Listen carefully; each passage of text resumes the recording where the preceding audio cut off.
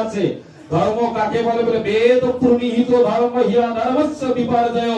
বেদ নারায়ণ সাক্ষাৎ, বেদ হচ্ছে স্বয়ং ভগবান নারায়ণ। সেই বেদকে আমরা আমাদের আলোচনার শুরুতেই অসুখ কি, এই অসুখের কথা বলছে।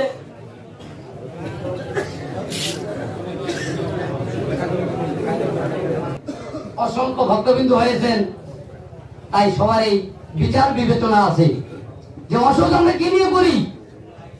অসুখ করি পরিবারের কেউ মারা গেলে। কতদিন করি সেটা শাস্ত্রে বলছে একমাত্র ভগবান শ্রীকৃষ্ণ, যে যারা সুনিপুণ ভাবে শুদ্ধির আকাঙ্ক্ষা থাকে সেটা 10 দিন। তাই মনুসংহিতা বলছেন যে এই অসুখ পালন করবে কারা। তাই বলছে সপিণ্ডের মৃত্যু হলে 10 দিন অসহ্য পালন করবে। তাহলে সপিণ্ড কারা? মনুসংহিতা বলছে 5 অধ্যায় 60 নম্বর শ্লোক, যে সপিণ্ড হলো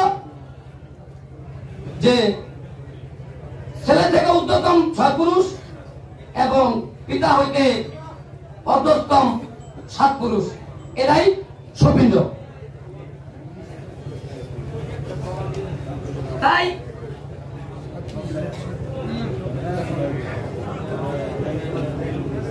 আমরা কিছুক্ষণ আগে শুনেছি যারা অপমৃত্যু হয় তাদের কতদিন অসহ্য বা শ্রাদ্ধ কার্য করা হইবে। তাই এটা যুক্তি খণ্ডন করতেছি। গরুর পুরাণ উত্তরখণ্ডে বলছে যে হে গরুর, অপমৃত্যু ঘটিলে যে কর্তব্য সে বিষয় অতিশয় গোপনীয়, যারা অনশনে কিংবা দোষী প্রাণী কীর্তক নিহিত হইয়াছে, যারা নক্ষত্র প্রাণী কর্তৃক বিনিষ্ট হইয়াছে, বিষ অগ্নি বিশ্ব ও বিদ্য দ্বারা যারা পঞ্চাত্ম পাইয়াছে, যারা সেই বিশুন্য চিকার দ্বারা মারা গিয়াছে, যারা আত্মঘাতী হইয়াছে, যাদের পতন ও উদ্যতম কিংবা জল দ্বারা মৃত্যু হইয়াছে, যার সর্প ব্যাঘ্র শকুনি কিংবা যজ্ঞ প্রজাতিদের দ্বারা অথবা প্রস্তর করা আঘাতে প্রান্তে করিয়াছেন, লোহাঘাতে প্রবত্ত হইয়াছেন, পতনে রাখিতে যার জীবনে ত্যাগ করিয়াছেন, তাহারা দশাহ অসহ্য গ্রহণ করিবে, তৎপর পিণ্ডদান করিবে।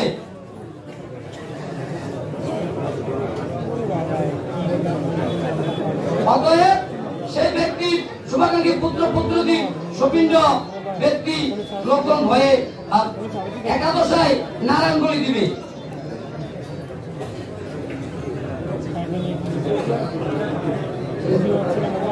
তাই আরো রেফারেন্স করতেছি গরুর পুরাণ 16 অধ্যায়। আমি ওই যে রেফারেন্সগুলো টানতেছি নাসিকা দেবদত্ত হস্তপদ কুঞ্জলিঙ্গ শিব। তাই পূর্বে যে আমাদের বক্তা উনি প্রমাণ করে দিয়েছেন যে প্রথম পিণ্ডে কি, দ্বিতীয় পিণ্ডে কি, চতুর্থ পিণ্ডে কি, এইভাবে 10ম দিনে এই 10 ইন্দ্র পুরো হয়ে 11 দিনের দিবসে তার ছেলে নিপুণভাবে নারায়ণ বলে দিবে, সেই কথাটাই গরু পুরাণে বলছেন। তাই গরু পুরাণ 6 অধ্যায় 18 নম্বর শ্লোকে বলছেন, অর্থাৎ 13 দিন গরু কর্তৃক গ্রহিত সর্বের ন্যায় সেই জীবকে বন্দী করে জম কিঙ্করেরা জমালয়ে নিয়ে থাকে।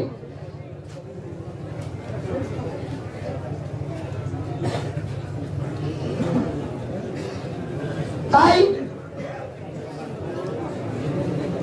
গরুর পুরাণ মৎস্য পুরাণ 18 অধ্যায় 6 নম্বর শ্লোকে বলছে যে মৎস্য পুরাণে বলা হয়েছে যে ব্যক্তি 12 দিন পর্যন্ত আপন গৃহে থাকেন, জমালয় নিতে হয় না, সেই ব্যক্তির 12 দিন পর্যন্ত আপন গৃহকে পুত্র কন্যা দিকে দেখতে পায়।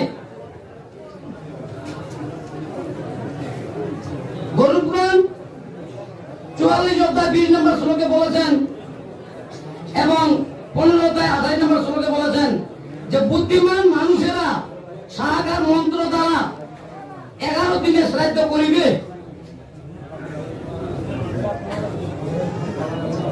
নারদীয় সংহিতা 25 অধ্যায় 8 নম্বর শ্লোক বৈষ্ণবীয় শ্রাদ্ধ কার্য দিবস অসহ্য পঞ্চরাত বৈষ্ণবগণকে স্পর্শ করে, তবে ইহা কৌতুকে বলিয়া জানিবে বৈষ্ণবীয় শ্রাদ্ধ কার্য একাদশ দিবস। শ্রী জগন্নাথ সকাশে আত্মসমর্পণে যে আমি ব্রাহ্মণ নই, কে বললেন? শ্রী শ্রী গৌরাঙ্গ মহাপ্রভু বললেন বিচার করবেন কথাটা আমার, আপনারা বিচার করবেন। আমি বারবার অনুরোধ করতেছি, আমরা কিন্তু বোঝার জন্য আসি, উনারা কিন্তু বারবার এটা বলতেছে যে আপনাদের গুরুর গুরু, যে আমাদের গুরু হলো গৌরাঙ্গ, উনি এই কথাটা বলছেন। তার ভক্ত হইল এই যার কথা বললেন যে 13 দিন না 14 দিন ওনারাই জানে, শাস্ত্রে তো এটার কোনো প্রমাণ বা রেফারেন্স নাই। তো এখানে বলেন ব্রাহ্মণ, আমি ব্রাহ্মণ নহি, আমি নরপতিও নহি বা ক্ষত্রিয় নহি, আমি বৈশ্য নহি, আমি শূদ্র নহি, অর্থাৎ 4 বর্ণের কোন বর্ণধারী হইতে চাই না। ব্রহ্মচর্যের দ্বারা মহামুক্তির অভিলাষ নহি, গৃহী নহি, কারণ গৃহময় অসারতা আমি বুঝিয়াছি, বানপ্রস্থ নহি, কারণ বনবাসের জনরূপী তোমাকে পাবো না। এটা কি বিপক্ষ বক্তারা কি দেখে না? তার কেমন শাস্ত্র অধ্যয়ন করে?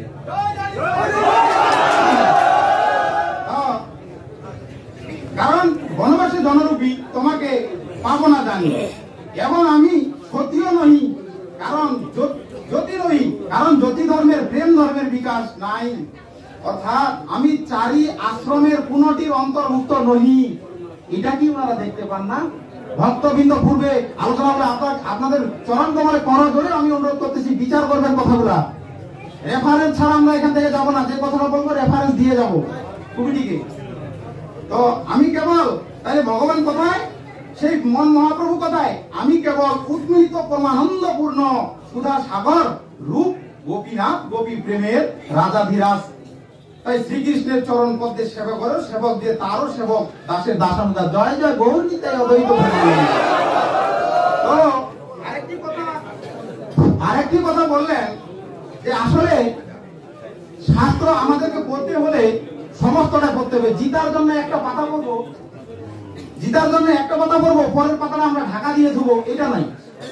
আমাদেরকে ক্লিয়ার ভাবে জানাইতে হবে যে যদি আমরা জমি মাপে নেই, যদি সৎ জ্ঞানী মানুষ হয়, সৎ মানুষ হয়, অপরের জমিটা আগে মাপে দিবে, তারপর নিজেরটা নিবে, এটাই হলো সত্য।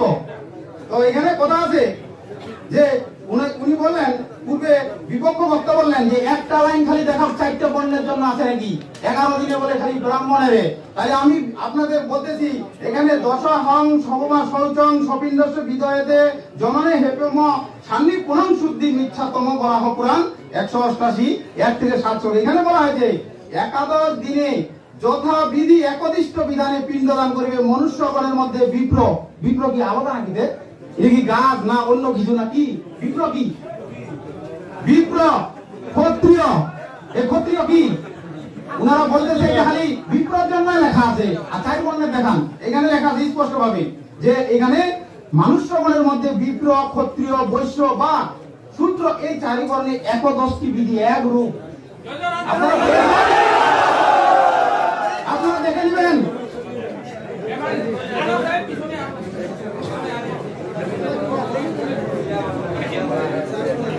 তো আরো কিছু আপনাদের রেফারেন্স দিচ্ছি, দয়া করে আপনারা শ্রবণ করুন। তবে ভক্তবৃন্দ তথা কমিটি মহোদয়কে আমি বলতেছি, আমার একটু কথা বললে একটু আওয়াজ বেশি, এটাতে কিছু মনে করবেন না, আমি ক্ষমা প্রার্থনা করতেছি আপনাদের সবার কাছে। আমি বাসায় কথা বললে একটু জোরে আওয়াজ হয়।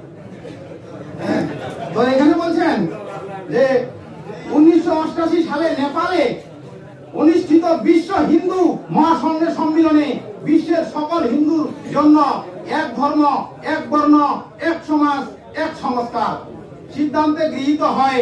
উল্লেখ্য এই বাংলাদেশে জাতীয় হিন্দু সংস্কার সমিতি 1978 সনে গ্রহণ করে কার্যক্রম চালিয়ে যাচ্ছে। এটা হলো পত্রিকার রেফারেন্স।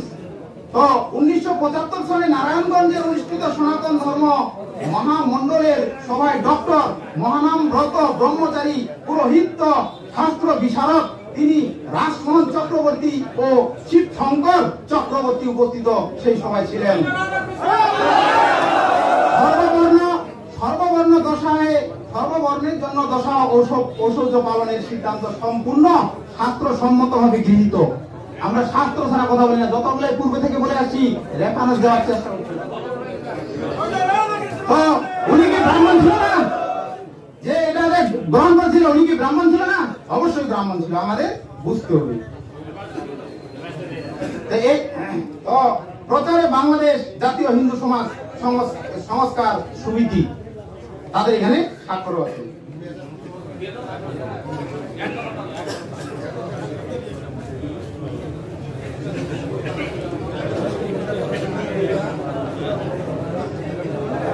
আমি আপনাদের চরণে দাসের দাস, আমি বলতে পারবো না যদি সেই প্রভু না বলায়। তিনি সব কারণের কারণ।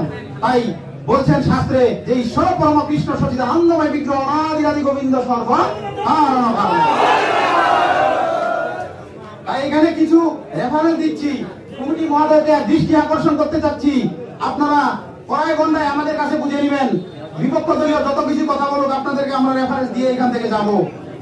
11 দিনে শ্রাদ্ধ করতে হবে এর সনাতন তথ্য শাস্ত্রে বিদ্যমান। ত্রেতা যুগে মহারাজ দশরথের শ্রাদ্ধের প্রসঙ্গে রামায়ণ অযোধ্যা কাণ্ডে আপনারা দেখবেন 76:1-2 বলা হয়েছে, ব্রাহ্মণেরা উপস্থিত হয়ে রাজা দশরথকে চিতার মধ্যে স্থাপন করে জ্বলন্ত আগুনে আহুতি দিয়ে তার পরলৌকিক শুদ্ধির উদ্দেশ্যে মন্ত্র করতে লাগলেন। দশাহ অতীত হলে ভরত শ্রাদ্ধ করে পবিত্র হলেন।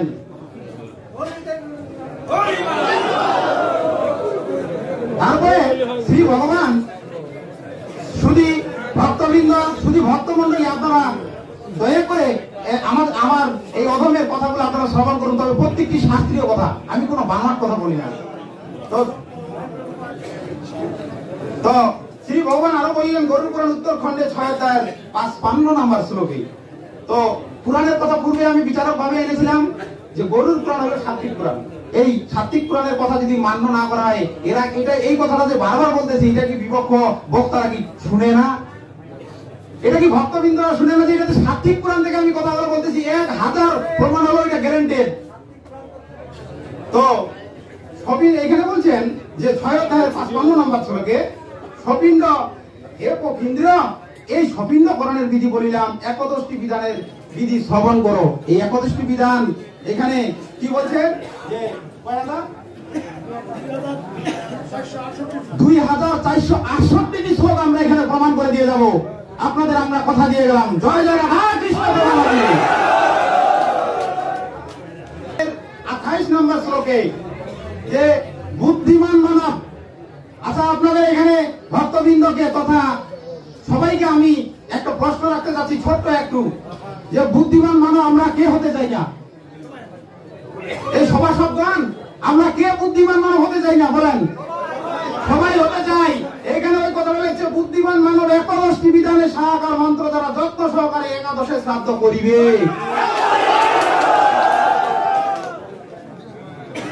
তো এবারে যাবো উষণ সংহিতায় 7:10 নম্বর শ্লোক 259 পৃষ্ঠায়। এখানে বলছেন 4 জন ব্রাহ্মণ ভজন করাইবে, জ্ঞাতিগণ সকলে দ্বিতীয় দিন খোর কার্য করিবে, অসুচের মধ্যে যে দিন হয় সেই দিন খোর হইবে। ইহা বুঝাইবার জন্য, যদি এই কথাটা আপনারা কেউ না বুঝেন সেটা বোঝার জন্য নিচে ব্যাখ্যা করে লিখে দিচ্ছেন কথাটা।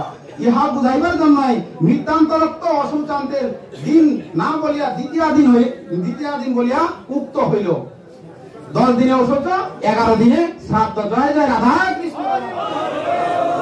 তো স্কন্দ পুরাণ নগরখণ্ড 4368 পাতায় শ্লোক 45।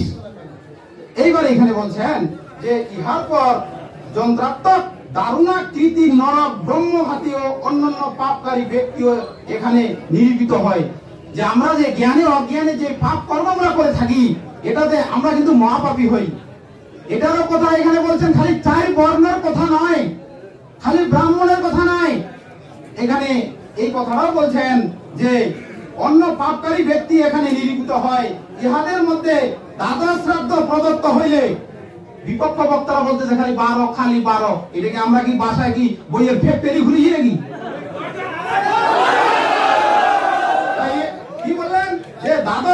প্রদত্ত হইলে ইহারা এই নরক হইতে মুক্তি লাভ করিয়া থাকে।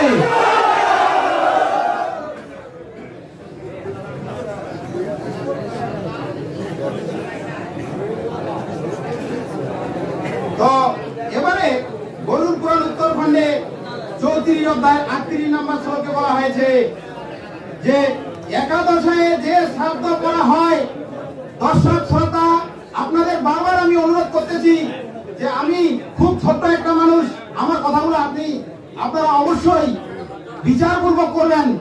আমি কমিটি মহাদয়কে বলতেছি, আমার কথাগুলো আমি রেফারেন্স ছাড়া যাবো না, যেটা কথা বলবো রেফারেন্স দিয়ে যাব, কথাগুলো একটু খালি আমার বিচারপূর্বক ভাবে নিবেন দয়া করে। তো এখানে বলছেন গরুর পুরাণ উত্তরখণ্ডে 34 অধ্যায়ের 38 নম্বর শ্লোকে যে নিজে শুনুন, অপরকে শোনার সুযোগ দিন। আপনি যদি কথা বলেন আরেকজন শুনতে পারবে না। ধন্যবাদ। বিনয়ের সাথে অনুরোধ, আপনারা গুণমান করবেন না। এই পর্যায়ে অপর পক্ষকে বক্তব্য উপস্থাপনের জন্য সবাই অনুরোধ করছি।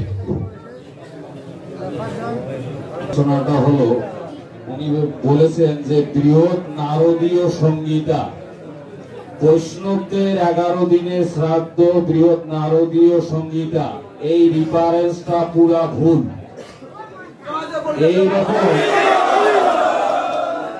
আর আমি সর্বপ্রথম জানতে চাবো আমাদের 18 মহাপুরাণ, 18 উপপুরাণ, আরো যত শাস্ত্র আছে স্মৃতি থেকে, ওনারা একটা জায়গা থেকে দেখাবেন 4 বর্ণের অসহজ 10 দিন, 4 বর্ণের একটা লাইন 4 বর্ণের মূল শ্লোকে থাকতে হবে, সংস্কৃত শ্লোক এবং অনুবাদ।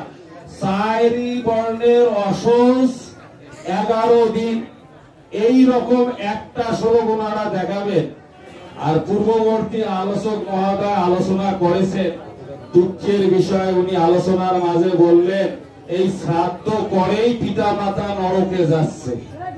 ওনার আলোচনা অন দা রেকর্ড রয়েছে, উনি বলেছেন এই শ্রাদ্ধ করেই পিতা মাতা নরকে যাচ্ছে। তাহলে কি পিতা মাতা শ্রাদ্ধ বাদ দিবেন কিনা এটা বিচার কার্য। আচ্ছা, আর একটা বিষয়, এই যে কিছুক্ষণ আগে আমাদের পূর্ববর্তী আলোচক যিনি আমাদের পক্ষ থেকে কথা বললেন, রূপম চক্রবর্তী মহোদয়, উনি বললেন যে ভগবান 30 দিন অসহজ পালন করিয়া 31 দিনে ওনার পুত্র গোবিন্দ ঘোষের শ্রাদ্ধটা করলো। এমনকি সেবায়েতকে বলা হলো, এ সেবায়েত তুমি 30 দিন পর্যন্ত অসহজ ব্যক্তি যেমন পোশাক পরে আমাকে সেই রকম পোশাক পরাবে। দুঃখের বিষয়, এই গৌরাঙ্গ মহাপ্রভুর স্নেহধন্য কৃপা পাত্র এবং একনিষ্ঠ ভক্ত ছিলেন গোবিন্দ ঘোষ। তাহলে ওনারা কি মহাপ্রভুকে মানেন না? গোবিন্দ ঘোষকে কি মানেন না? এই বিষয়গুলো একটু করে দেখবেন। আমরা বারবার একটা কথা শুরু থেকে বললাম যে দাদারা, আপনারা যে প্রতিষ্ঠান থেকে এসেছেন সেই আচার্যের গ্রন্থ আমরা 4 দিলাম। পূর্ববর্তী আলোচক আরো বলছেন যে যেখানে সার্থিক পুরাণে কথা হবে সেখানে বেদ মানা যাবে না। উনি বলছে যে বেদের কথা সেখানে হবে না। এই অমল পুরাণে নাকি, অমল পুরাণ পরে দেখতে হবে আমাদেরকে। সেখানে ভাগবত মহাপুরাণের 6ম স্কন্ধের 1ম অধ্যায়ের 40 নং শ্লোকে বলা আছে, ধর্ম কাকে বলে বলে বেদ প্রণীহিত ধর্ম হিয়া ধর্মস্য বিপর্যয়। বেদ নারায়ণ সাক্ষাৎ, বেদ হচ্ছে স্বয়ং ভগবান নারায়ণ। সেই বেদকে আমাদের আলোচনার শুরুতেই আমাদের প্রথম যিনি আলোচনা করেছিলেন উনি সুন্দর করে বিচারক মহোদয়গণদেরকে এই বিচার যে কার্যক্রমের যে বিধি আমাদের শাস্ত্রে আছে সেটা উনি দিয়ে দিয়েছেন। সেখানে বলা আছে যে শ্রুতি স্মৃতি পুরাণাং বিরোধন যত্র দৃশ্যতে তত্র সৌত প্রমাণত্ব তয় স্মৃতির বরা। যেখানে শ্রুতি এবং স্মৃতি পুরাণ বিরোধ দেখা যায় সেই স্থানে শ্রুতি কথিত বিধি বলবান, স্মৃতি বাক্যের সঙ্গে বেদ বাক্যের যদি বিরোধ দেখা দেয় সেইখানে বেদ বাক্যেই বলবান থাকবে। এবং যেখানে স্মৃতির সঙ্গে পুরাণের বিরোধ দেখা দিবে সেই ক্ষেত্রে স্মৃতিশাস্ত্রই বলবান থাকবে। আর আমাদের কাত্যায়ন স্মৃতি, আমরা এই রেফারেন্স গুলো আমাদেরকে দিয়েছি যে বিরোধ যত্র বাক্যানাং প্রমাণম তত্র ভূষাম তুল্য প্রমাণ একটেতু ন্যায় এবং প্রকৃতিতা। যেখানে প্রমাণ সকল বিরুদ্ধ বলিয়া বোধ হয়, সেখানে যে পক্ষে অধিক মত তাহাই গ্রাহ্য হইবে। দেখা গেল যে ওনারা দিচ্ছেন 2টা, আমরা এই পাকে দিয়ে বসে আছি 37টা, তাহলে কোথায় হবে না? এটা কাত্যায়ন মুনি জানে যে আমাদের মধ্যে এগুলা ভেজাল একদিন আসবে। তখন কি করবে? যেদিকে বেশি মত পোষণ করা হচ্ছে সেই দিকে মানতে হবে। ওনারাই বলতেছেন যে পুরাণকে 3টা কোটেশন করা হয়েছে, সেখানে সাত্বিক, রাজসিক, তামসিক। তো যদি তামসিক পুরাণ হয়, স্কন্দ পুরাণ তো তামসিক পুরাণ, মৎস্য পুরাণ তো তামসিক পুরাণ। আপনারাই বলতেছেন যে না, আপনার তামসিক পুরাণের কথা মানা যাবে না, রেফারেন্স দিয়ে বসতেছেন মৎস্য পুরাণ, আবার রেফারেন্স দিয়ে দিচ্ছে স্কন্দ পুরাণ। এবং পূর্বে যে কথাটা আরো আগে বলা আসলো যে জন্ম না যাইতে শূদ্র, আমরা ওই দিকে যাইতে চাচ্ছিলাম, দেখি কথাগুলো যাইনি। সেটা হলো ওই রেফারেন্স জন্ম না যাইতে শূদ্র, জন্ম না যাইতে শূদ্র সংস্কারে দ্বিজ উচ্চতে বেদ পঠিত ভগত বিপ্র ব্রহ্ম জানাতি ব্রাহ্মণ। শুধু স্কন্দ পুরাণ কেন, এইরকম একটা পূর্ণাঙ্গ শ্লোক সনাতনের শাস্ত্রে কোথাও লেখা দন্ত ন্যায়কারে না রস্যই, এটি সম্পূর্ণ মন গড়ানো কথা। আচ্ছা, এখন আমরা এই যে শ্রাদ্ধ উনি বললেন যে একাদশ দিবসে শ্রাদ্ধ করবে, এই যেখানে বলা হবে একাদশ দিবসে শ্রাদ্ধ করা হবে, এই একাদশ দিবসটা কার জন্য? ওখানে কি ব্রাহ্মণের কথা বলা আছে, না ক্ষত্রিয়ের কথা বলা আছে, না বৈশ্যের কথা বলা আছে, না শূদ্রের কথা বলা আছে? ওইখানে কারো বলা হল না। তাহলে যেখানে বলা আছে যে ব্রাহ্মণের হইল 10 দিন অশৌচ, ক্ষত্রিয়ের হইল 12 দিন অশৌচ, বৈশ্যের হইল 15 দিন অশৌচ, শূদ্রের হইল 1 মাস। এখন যে শ্রাদ্ধটা হবে সেটা কি অশৌচের মধ্যে হবে না অশৌচের অন্তে হবে? দেখেন যে শ্রাদ্ধ কারো যদি বাবা মারা যায় বা মা মারা যায়, এই যে শ্রাদ্ধটা আমরা করব, এটা কি অশৌচের মধ্যে করব না অশৌচের শেষে করব? কোনটা করব? অশৌচের শেষে করব। তাহলে ব্রাহ্মণের দিনে যদি অশৌচ হয় 10 দিন, তাহলে 11 দিনের শ্রাদ্ধটা কার হবে? ব্রাহ্মণের হবে। এই যে একাদশ দিবসের শ্রাদ্ধ করিতে হবে কার জন্য? এটা ব্রাহ্মণের জন্য। আর ওই গরুর পুরাণে 13তম দিবসেও শ্রাদ্ধের কথা রয়েছে, ওইখানে দেখবেন। আর বরাহ পুরাণের যে কথাটা আমি প্রথমে বলি, অগ্নি পুরাণে ওনারা বললেন যে 10 দিনে তো 10টা পিণ্ড দিতে হবে, তাহলে এটা 10 পিণ্ডর পর আর পিণ্ড নেই। এখানে অগ্নি পুরাণে সে কথা বলা হচ্ছে, পৃষ্ঠা সংখ্যা 322। এইখানকার সেখানে বলা হলো যে ব্রাহ্মণের 10 পিণ্ড দান করিবে, ক্ষত্রিয়ের 12 পিণ্ড দান করিবে, বৈশ্যের 15 পিণ্ড এবং শূদ্রের 30 পিণ্ড দিতে হবে। অগ্নি পুরাণ পৃষ্ঠা সংখ্যা 322। এটা দেন তো অধ্যায় কত? এটা দেখতে চাইলে আমি দেখার জন্য ওনাদেরকে দেখে আমাকে গ্রন্থটা দেন, আমি আরো। আমরা সে কথাটাই বলতেছি যে দেখেন, আগে মেঘ পরে বৃষ্টি, আগে অশৌচ হবে, অশৌচ চলে যাবে, তারপরে শ্রাদ্ধ হবে। যেখানে 4 বর্ণের অশৌচ আলাদা আলাদা হয়, সেই ক্ষেত্রে একই দিনে সবার কেমন করি শ্রাদ্ধ 11 দিনে হয়। আগে তো ওই জায়গাটার থেকে আসতে হবে। আমরা দেখেন, আমি সবিনয়ের সঙ্গে সভাপতি মহোদয় রয়েছেন, সহ সভাপতি রয়েছে, বিচারক মহোদয়গণ রয়েছেন, আপনারা বিজ্ঞজন রয়েছেন। আমরা একটা আলোচনা এমন ভাবে করতে চাচ্ছি যে আলোচনাটা স্টেপ বাই স্টেপ করতে চাচ্ছি। আমার যেখানে অশৌচ নিবৃত্তি কমপ্লিট হচ্ছে না, এখন অশৌচের মধ্যে শ্রাদ্ধ যে করা যায় না, এই আমি প্রমাণগুলো দিচ্ছি।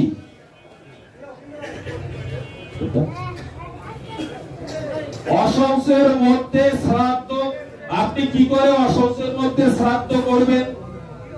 এখানকার বিষ্ণু পুরাণের 18 অধ্যায়, বিষ্ণু পুরাণ 3য় অংশ 18 অধ্যায় 20 নং শ্লোকে এবং 18 নং শ্লোকে বলা হচ্ছে যে দান পূর্তিগ্রহ, অশৌচকালে দান পূর্তিগ্রহ যজ্ঞ অধ্যয়ন করিবে না। অশৌচকালে দান পূর্তিগ্রহ অধ্যাপনা করিবে না। এখন কারো যদি অশৌচ হয় 15 দিন, তিনি কেমন করে 11 দিনে শ্রাদ্ধ করবে? কি করে দান করবে? কি করে গীতা পাঠ দিবে? এখানে শ্রাদ্ধও করা যাবে না, দানও করা যাবে না। আর শ্রাদ্ধ কাকে বলা হয়? প্রেতের উদ্দেশ্যে, প্রেতের মঙ্গলের উদ্দেশ্যে শ্রদ্ধার সঙ্গে ব্রাহ্মণকে যা দান করা হয় তার নাম শ্রাদ্ধ। এই যে আমার বাবা মারা গেল কিংবা কারো মা মারা গেল, আমার অশৌচ হইল, আমি ক্ষত্রিয় মানুষ, আমার অশৌচ হইল 12 দিন 13 দিনে শ্রাদ্ধ করব, আমি কি করে 11 দিনে দান করব? আচ্ছা,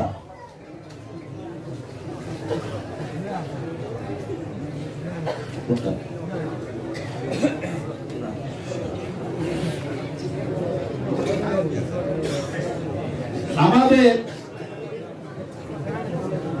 আবারও বলা হচ্ছে মার্কণ্ডীয় পুরাণ, মার্কণ্ডীয় পুরাণে বলা আছে জনন অশৌচ মরণ অশৌচ বিপ্রগণ 10 দিন যাবৎ দান হোম নিত্যকর্ম বর্জিত হইয়া অবস্থিত করিবে। ক্ষত্রিয়গণ 12 দিন, বৈশ্যগণ 15 দিন এবং শূদ্রগণ 1 মাস। এই 1 মাস শূদ্রগণ অশৌচের মধ্যে দান করতে পারবে না। ব্রাহ্মণগণ 10 দিন অশৌচের মধ্যে দান করতে পারবে না। ক্ষত্রিয়গণ 12 দিনের মধ্যে দান করতে পারবে না। 12 দিন নিবৃত্তি হলে আত্মশ্রাদ্ধ যে দিনটা আছে 13তম দিবসে তিনি দান করতে পারবে। এটি বর্ণভেদে। আবার এটি মার্কণ্ডীয় পুরাণের 35 অধ্যায়ের 40 এবং 41 নং শ্লোক।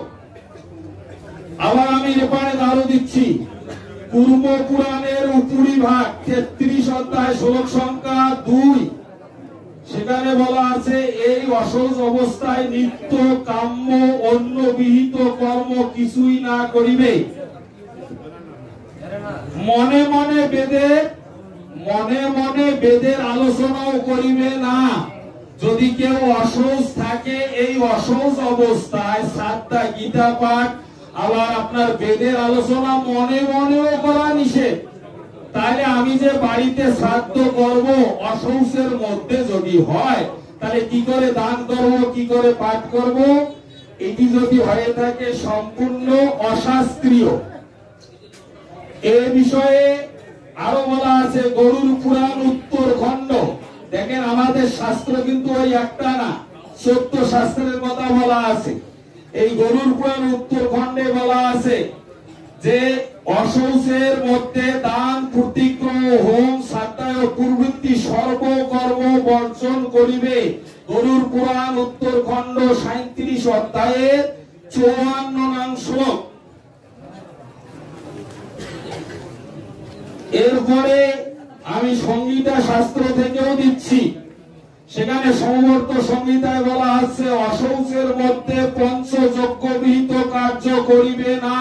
পঞ্চযজ্ঞের মধ্যে পিতৃযজ্ঞ, এই পঞ্চ মহাযজ্ঞের মধ্যে পিতৃযজ্ঞ একটা, যে এটা অশৌচের মধ্যে কখনোই করিবে না। সমবর্ত সংহিতার 44 নং শ্লোকে এটি বলা হচ্ছে। সুতরাং এই বিষয়ে আমাদের ভুরি ভুরি প্রমাণ রয়েছে, এগুলো আমাদেরকে একটু বিচার কার্য করতে হবে। তবে সবচেয়ে দুঃখের বিষয়, শুরু থেকেই ভাবতেছিলাম যে আমি যে কোটগুলো দিলাম ওনাদের স্বর্গীয় গুরুদেব, যিনি সনাতন ধর্মের অনেক কাজ করেছেন, তো সেই বিষয়ে আমাদের বিপক্ষের আলোচনা মহোদয়গণ একটিবারও এসে খণ্ডাইল না। তাহলে ওনাদেরকে তো আমি দুঃখের সঙ্গে এটা বলতেছি, আমি বিচারক মহোদয়ের প্রতি ভক্তি শ্রদ্ধা রেখেই কথাটা বলতেছি। তাহলে ওনারা কি বলতে চান ওনাদের গুরুদেব শাস্ত্র জানতেন না? এই বিষয়টা এসে তাদেরকে পরিষ্কার করতে হবে। এই যে তিনটা গ্রন্থ থেকে আমি বললাম, এবং যে জায়গায় স্বয়ং ভগবান গোবিন্দ ঘোষের শ্রাদ্ধ, অমিয় নিমাই চরিত, শিশির কুমার, এই যে আমাদের এখানে 3টি অমিয় নিমাই চরিত আছে। আরেকটা ভাই করেন তো, আপনারা এই অমিয় নিমাই চরিত, তাহলে কি মহাপ্রভুকে আপনারা মানেন না? মহাপ্রভুর পার্শ্বদ ছিলেন গোবিন্দ ঘোষ, যিনি হত্তকি মহাপ্রভুর জন্য সঞ্চয় করার জন্য মহাপ্রভু পরবর্তীতে বাদ দিয়েছিলেন। সেই ধন্যবাদ। আচ্ছা, আমার সময় শেষ হয়ে যাচ্ছে। আমরা কিন্তু, আমি আরেকটা কথা বলি রাখি, আমাদের পূর্ববর্তী যারা প্রথম আলোচনা করেছেন উনি কিন্তু 8 মিনিট আলোচনা করেছিল। আমাদের কিছু টাইম কিন্তু পেন্ডিং আছে, আমি আর আলোচনা করতেছি না। তো ঠিক আছে, বর্তমানে এতটুক। জয় জয় রাধা কৃষ্ণ, প্রতি আনন্দ। ধন্যবাদ।